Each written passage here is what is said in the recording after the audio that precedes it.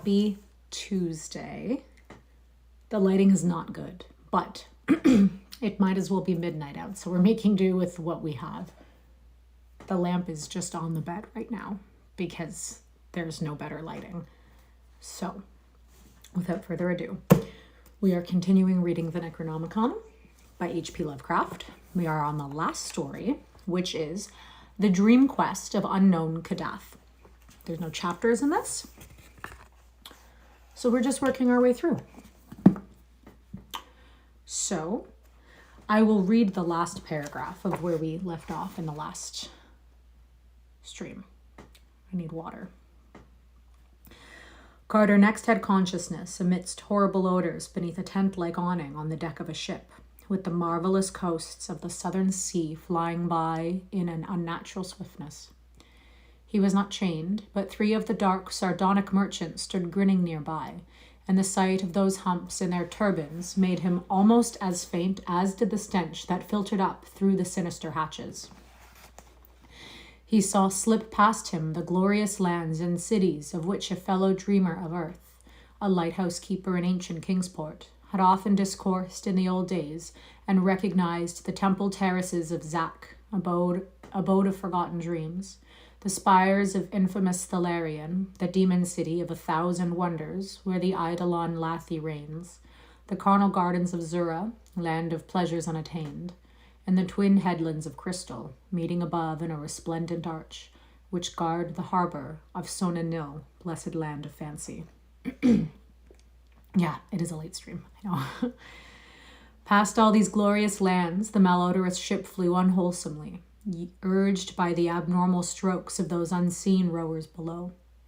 And before the day was done, Carter saw that the steersman could have no other goal than the basalt pillars of the west, beyond which simple folk say splendid Cathuria lies, but which wise dreamers well know are the gates of a monstrous cataract, wherein the ocean of earth's dreamland drops wholly to abysmal nothingness, and shoot through the empty spaces toward other worlds and other stars, and the awful voids outside the ordered universe, where the demon sultan Azathoth gnaws hungrily in chaos, amid pounding and piping, and the hellish dancing of the other gods, blind, voiceless, tenebrous, and mindless, with their soul and messenger, Nyarlathotep.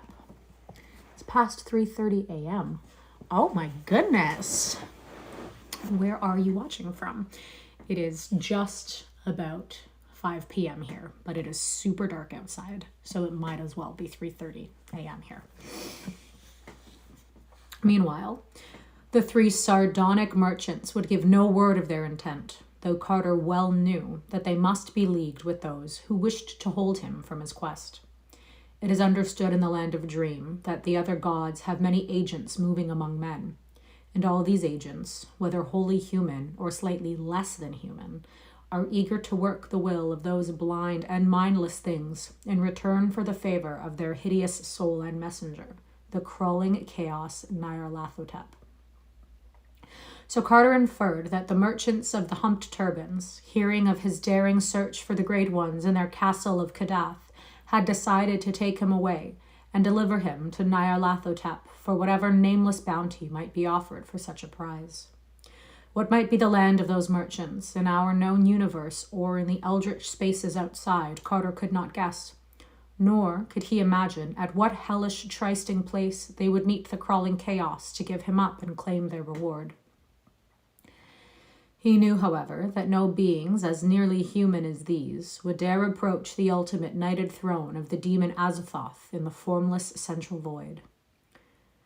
At the set of the sun, the merchants licked their excessively wide lips and glared hungrily at one of them, and one of them went below and returned from some hidden and defensive cabin with a pot and basket of plates. Then they squatted close together beneath the awning and ate the smoking meat that was passed around.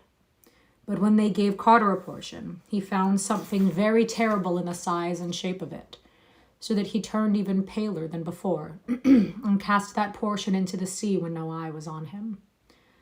And again, he thought of those unseen rowers beneath, and of the suspicious nourishment from which their far too mechanical strength was derived.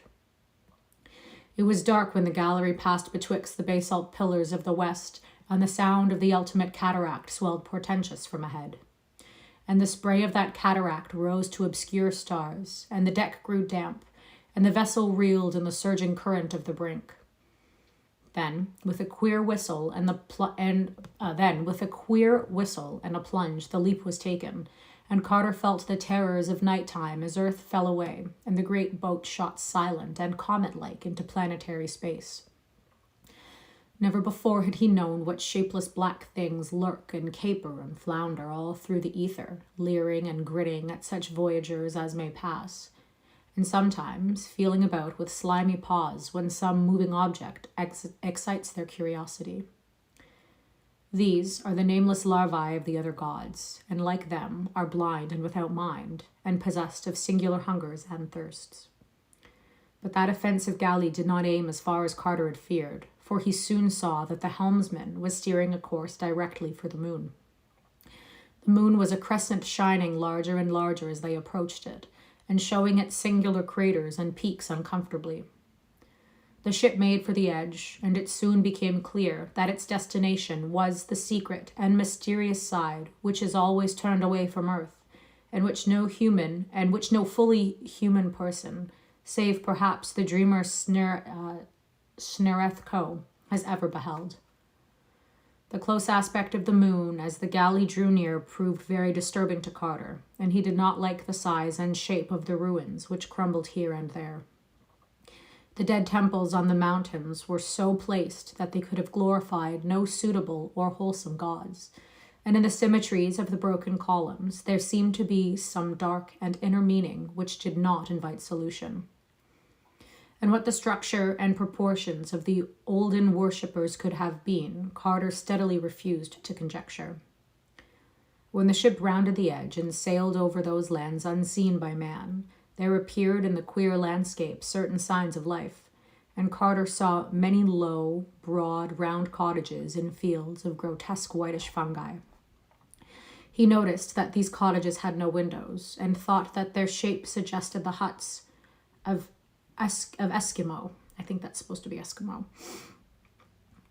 Then he glimpsed the oily waves of a sluggish sea, and knew that the voyage was once more to be by water, or at least through some liquid.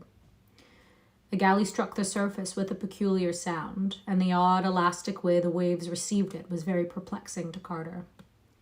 They now slid along at great speed, once passing and hailing another kind of kindred form, but generally seeing nothing but that curious sea, and a sky that was black and star-strewn, even though the sun shone scorchingly in it.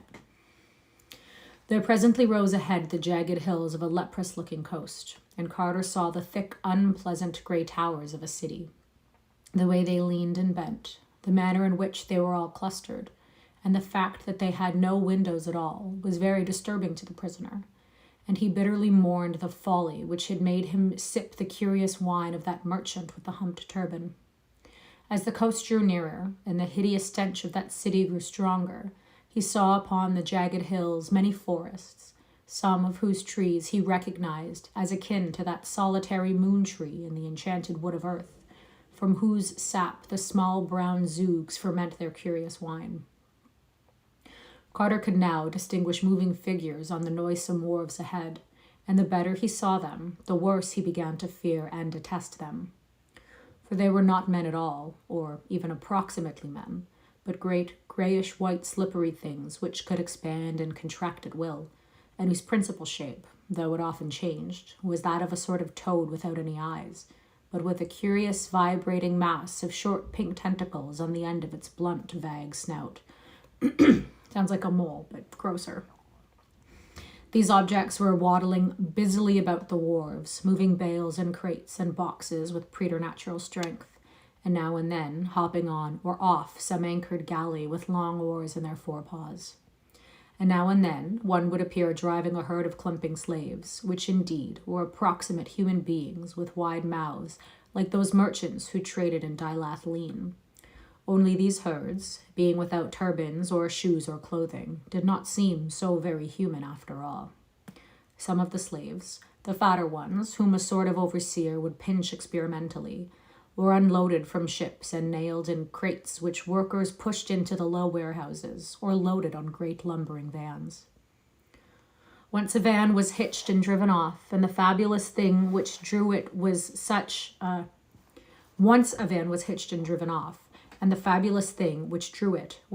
Carter gasped, even after having seen the other monstrosities of that hateful place.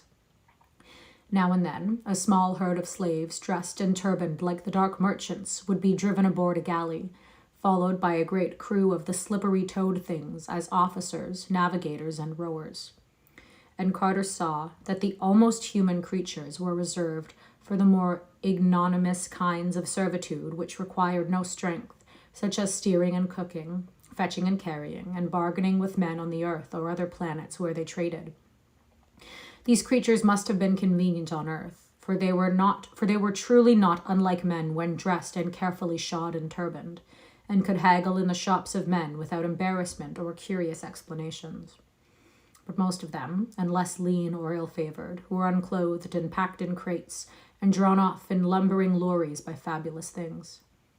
Occasionally, other beings were unloaded and crated, some very like these semi-humans, some not so similar, and some not similar at all.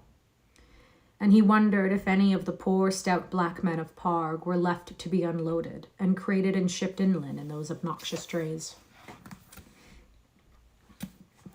When the galley landed at a greasy-looking quay of spongy rock, a nightmare horde of toad things wiggled out of the hatches, and 2 of them seized Carter and dragged him ashore. The smell and aspect of that city are beyond telling, and Carter held only scattered images of the tiled streets and black doorways and endless precipices of gray vertical walls without windows. At length, he was dragged within a low doorway and made to climb infinite steps in pitch blackness. It was, apparently, all one to the toad things, whether it were light or dark. The odor of the place was intolerable, and when Carter was locked into a chamber and left alone, he scarcely had strength to crawl around and ascertain its form and dimensions. It was circular and about 20 feet across. From then on, time ceased to exist. At intervals, food was pushed in, but Carter would not touch it. What his fate would be, he did not know, but he felt that he was held for the coming of that frightful soul and messenger of infinity's other gods, the crawling chaos, Nyarlathotep. Finally, after an unguessed span of hours or days, the great stone door swung wide again, and Carter was shoved down the stairs and out into the red-litten streets of that fearsome city. It was night on the moon, and all through the town were stationed slaves bearing torches. In a detestable square, a sort of procession was formed, 10 of the toad things and 24 almost human torchbearers, 11 on either side, and each one before and behind. Carter was placed in the middle of the line, 5 toad things ahead and 5 behind, and 1 almost human torchbearer on either side of him. Certain of the toad things produced disgustingly carven flutes of ivory and made loathsome sounds. To that hellish piping, the column advanced out of the tiled streets and into righted plains of obscene fungi, soon commencing to climb one of the lower and more gradual hills that lay behind the city. That on some frightful slope or blasphemous plateau the crawling chaos waited, Carter could not doubt, and he wished that the suspense might soon be over. The whining of those impious flutes was shocking, and he would have given worlds for some even half-normal sound, but these toad things had no voices, and the slaves did not talk. Then, through that star-speckled darkness, there did come a normal sound. It rolled from the higher hills, and from all the jagged peaks around it, was caught up and echoed in a swelling pandemonic chorus. It was the midnight yell of a cat, and Carter knew at last that the old village folk were right when they made low guesses about the cryptical realms which are known only to cats, and to which the elders among cats repair by stealth nocturnally, springing from high housetops. Verily, it is to the moon's dark side that they go to leap and gambol on the hills and converse with ancient shadows, and here, amidst that column of fetid things, Carter heard their homely, friendly cry, and thought of the steep roofs and warm hearths and little lighted windows of home. Now much of the speech of cats was known to Randolph Carter, and in this far, terrible place he uttered the cry that was suitable. This is really not great lighting. Oh well, we're not here for the lighting. But that he need not have done, for even as his lips opened, he heard the chorus wax and draw nearer, and saw shift shadows against the stars as small graceful shapes leapt from hill to hill in gathering legions. The call of the clan had been given, and before the foul procession had time even to be frightened, a cloud of smothering fur and a phalanx of murderous claws were tidily and tempestuously upon it. The flute stopped, and there were shrieks in the night. Dying, almost humans screamed, and cats spit and yowled and roared, but the toad things made never a sound as their stinking green ichor oozed fatally upon that porous earth with the obscene fungi. What a sentence. It was a stupendous sight while the torches lasted, and Carter had never before seen so many cats. Black, gray, and white, yellow, tiger and mixed, common, Persian and Manx, Tibetan, Angora, and Egyptian, all were there in the fury of battle, and there hovered over them some trace of the profound and inviolate sanctity which made their goddess great in the temples of Bubastis.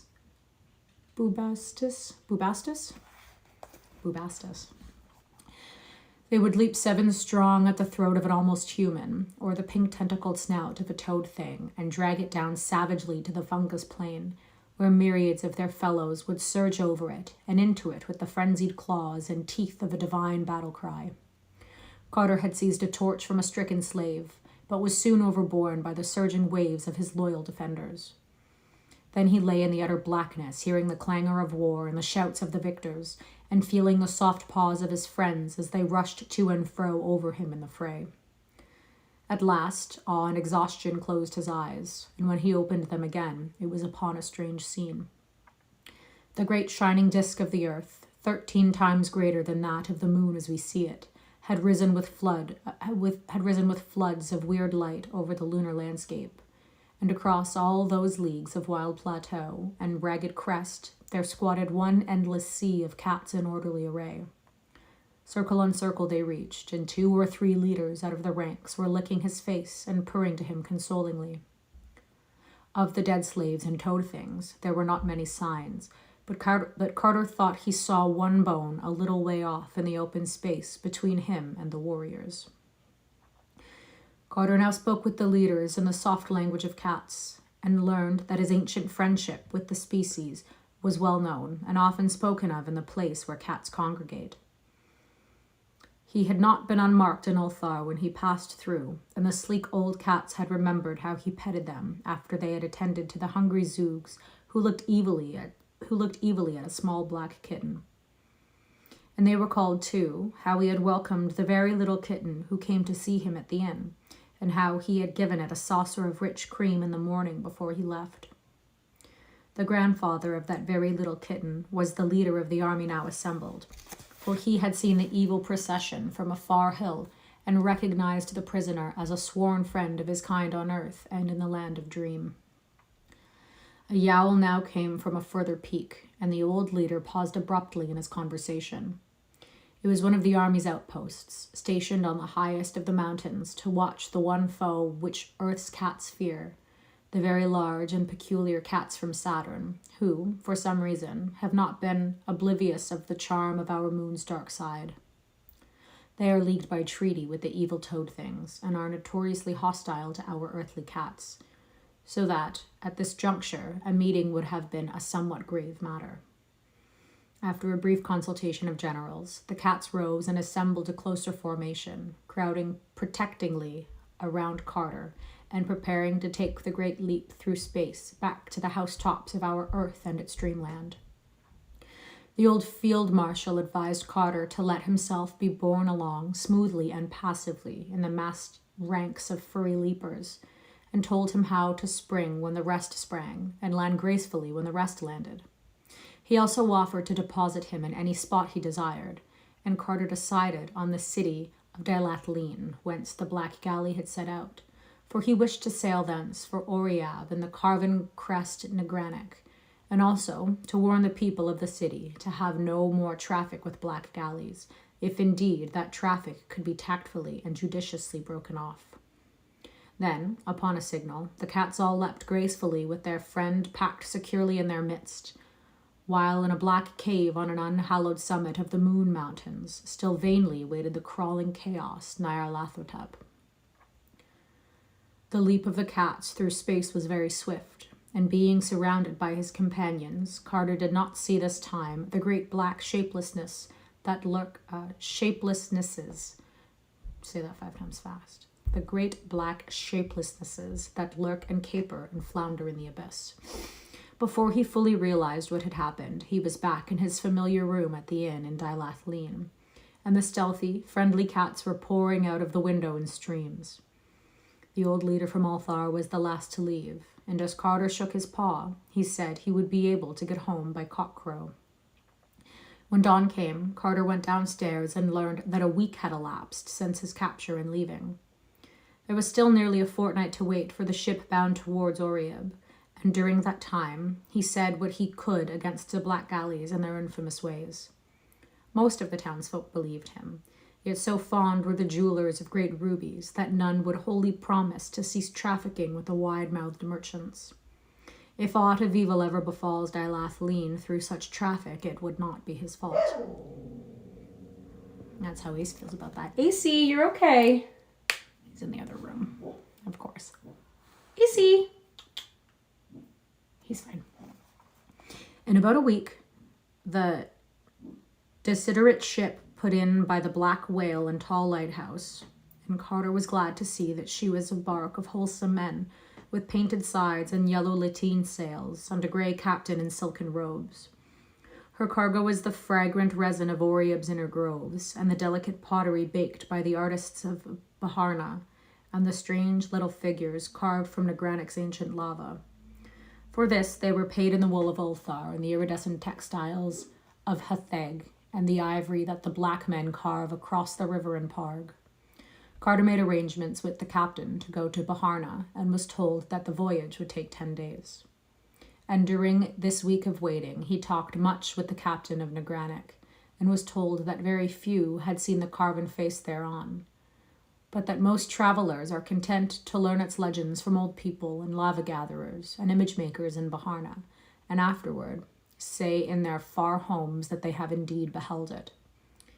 The captain was not even sure that any person now living had beheld that carven face, for the wrong side of Nagranic is very difficult and barren and sinister, and there are rumors of caves near the peak wherein dwell the night gaunts.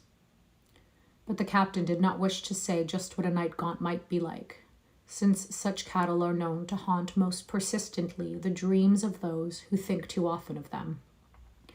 Then Carter asked that captain about unknown Kadath in the cold waste and the marvelous sunset city, but of these the good man could truly tell nothing. Carter sailed out of Dilathleen one early morning when the tide turned, and saw the first rays of sunrise on the thin, angular towers of that dismal basalt town. And for 2 days they sailed eastward in sight of green coasts, and saw often the pleasant fishing towns that climbed up steeply with their red roofs and chimney pots from old dreaming wharves and beaches where nets lay drying. But on the 3rd day they turned sharply south where the roll of the water was stronger, and soon passed from sight of any land. On the 5th day the sailors were nervous, but the captain apologized for their fears, saying that the ship was about to pass over the weedy walls and broken columns of a sunken city too old for memory, and that when the water was clear, one could see so many moving shadows in that deep place that simple folk disliked it. He admitted, moreover, that many ships had been lost in that part of the sea, having been hailed when quite close to it, but never seen again. That night the moon was very bright, and one could see a great way down in the water. There was so little wind that the ship could not move much, and the ocean was very calm. Looking over the rail, Carter saw many fathoms deep the dome of a great temple, and in front of it, an avenue of unnatural sphinxes leading to what once was a public square. Dolphins sported merrily in and out of the ruins, and porpoises reveled clumsily here and there, sometimes coming to the surface and leaping clear out of the sea. As the ship drifted on a little, the floor of the ocean rose in hills, and one could clearly mark the lines of ancient climbing streets and the washed down walls of myriad little houses. That would be so freaky. That'd be cool, but it'd be really freaky. Then the suburbs appeared, and finally, a great lone building on a hill, of simpler architecture than the other structures, and in much better repair. It was dark and low, and covered 4 sides of a square, with a tower at each corner, a paved court in the center, and small, curious round windows all over it. Probably it was of basalt, though weeds draped the greater part, and such was its lonely and impressive place on that far hill that it may have been a temple or a monastery. Some phosphorescent fish inside it gave the small round windows an aspect of shining, and Carter did not blame the sailors much for their fears. Then by the watery moonlight he noticed an odd high monolith in the middle of that central court, and saw that something was tied to it.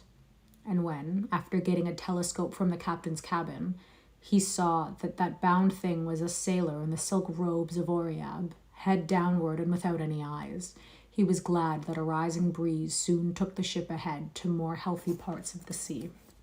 And that is where we are going to end for today. Super freaky. Okay. Thank you so much for reading with me. I hope everyone has a great day or night, because might as well be midnight here. It's pitch black. I will upload this on YouTube. It's the same name as this channel. And I'll see you tomorrow. Bye.